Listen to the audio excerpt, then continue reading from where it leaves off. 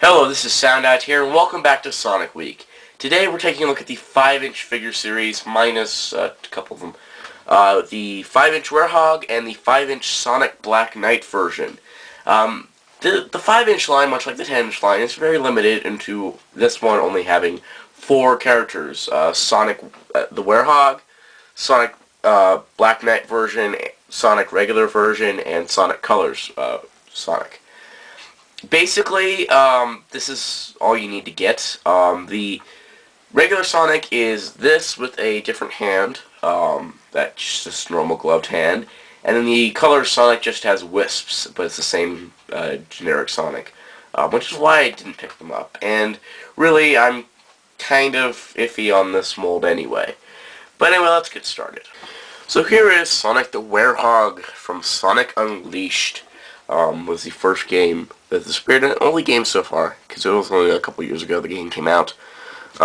It was when the Chaos Emeralds went dark from the Dark Gaia energy. Outside of that, I don't really know anymore because I've only played the first part of Sonic Unleashed because I went back and started from the beginning of the Sonic games. And haven't gotten to Unleashed yet. Basically, here you go. So the Werehog, this is one of the earlier Jazzwares figures to be produced. It's been re-released multiple times, but as you can see, it is very nicely detailed with all the fur, all the spikes, the face, and the glove type deals here, right down to the shoes, which have all these cool little spikes. It's a really nice touch. Now this is where I draw issues with the figure. Getting him to stand is really tough. This guy is solid plastic everywhere. Mainly his arms and his head are really heavy, and you've got these spiked feet. Getting him to stand is a difficult task, and the slightest nudge he goes over. But yeah, it's a very, very bad downside, because it really does ruin the enjoyment of the figure. But I mean, like, it just falls over so easily. It's really, really difficult to get him to stand. Once you get him to stand, slightest bump of the table, there he goes. You got a Werehog that has now fallen over. Now for his articulation, you got the 360 head joint like you would expect. But this time, you got the addition of the 4 pin things, or whatever they're called, spines in the back here. They are individually articulated, so you can have them that. I wish these were articulated too, because then you could give them kind of a motion, but I think these are just there so you can balance the figure a little bit easier. So nice touch, Jazzwares. Outward shoulder movement, 360 shoulders, elbows that are really tight. Outward leg movement, it's an odd rotation, knee joint and rotation, right there. But overall, the only pose you're going to get him in is like, it's very limited what you can do, because only so many poses will get him where he can stand. He's going to fall over 99% of the time, which is really, really unfortunate, because it's a great looking figure. It's just got problems, and this is why I only have 3 figures that are outside of the 3-inch scale, because they're just too heavy for their design. So let's move on.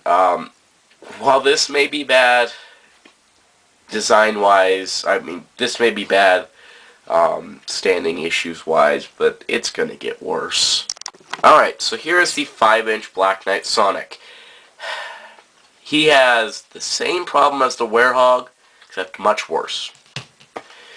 Yeah. Guess what is solid plastic on him? His head. His head is solid plastic, and he's got these spindly joints with his feet having like nothing. They're hollow. They're almost hollow. They might as well be hollow.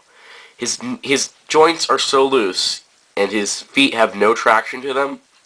He does have issues standing. To Jazzwares' credit, though, this is a very nice face sculpt for Sonic. It does look like Sonic. It's really nice looking, but the rest of the figure just doesn't do it for me. See why I haven't picked this up 2 more times? Anyway, green eyes and all that. Get down to the details. He's got his one glove here, which is a splayed open hand, and then you got his gauntlet here, which is a holding things hand. I'm starting to use figure art terms, hooray.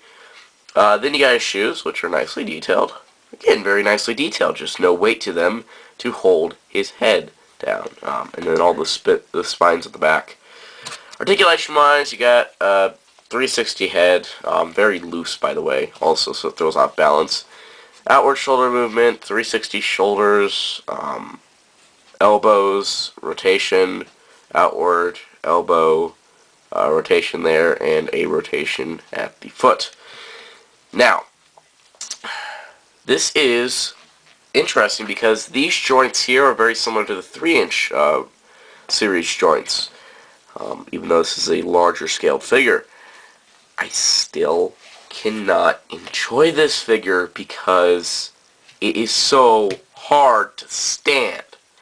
First rule of making an action figure, it has to stand without hassle. Look at that, I bumped the desk and he falls over. Anyway, Sonic's just going to chill out there in the back because he actually comes with an accessory. Every Sonic figure in the 3-inch line, just about, comes with an accessory. Mostly just a stand. He needs a stand. As you can see, you get Caliburn, because this is the Black Knight version of Sonic. Caliburn was his sword that he used. I actually played Black Knight, Sonic the Black Knight. If you do not own the game already, don't go buy it. It's nothing spectacular. It's really, really tough. Anyway, as you can see, you got Caliburn. He's kind of sleeping. He's got sleepy eyes. You can see his eyes in there. That's just a nice little touch. It looks really nice. There you go.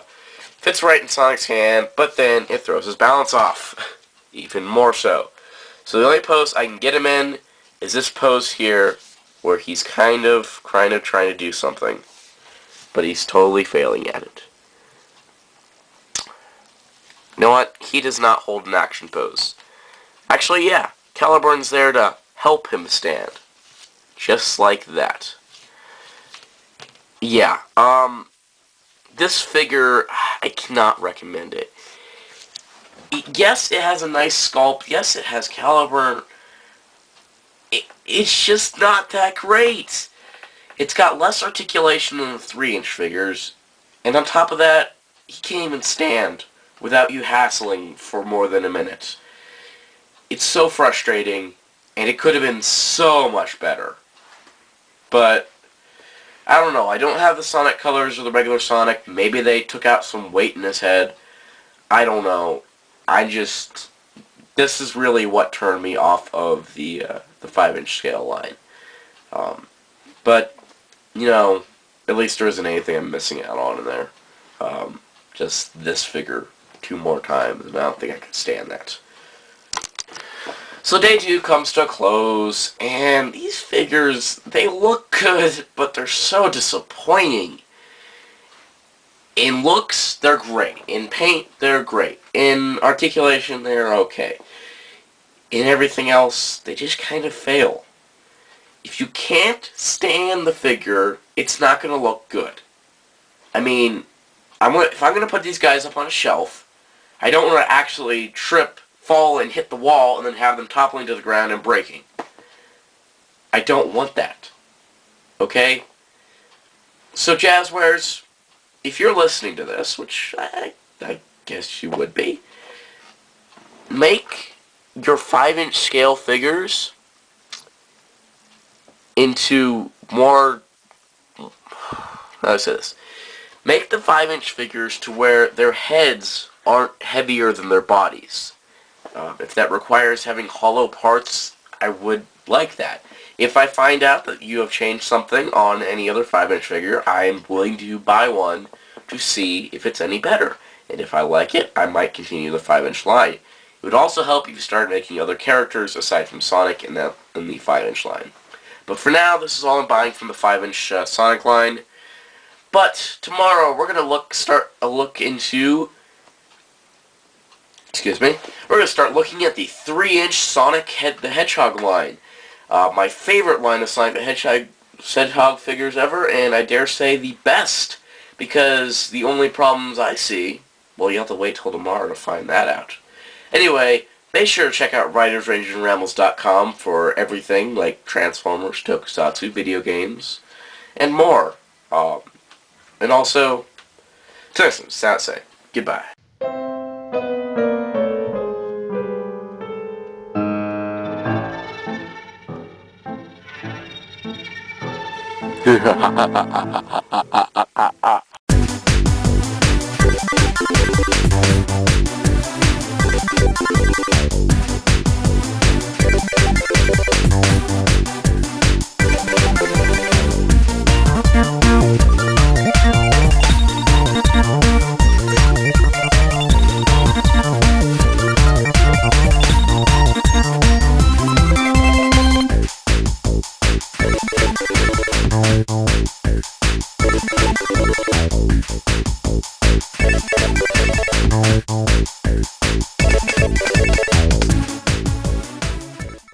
Hello, this is Soundout here.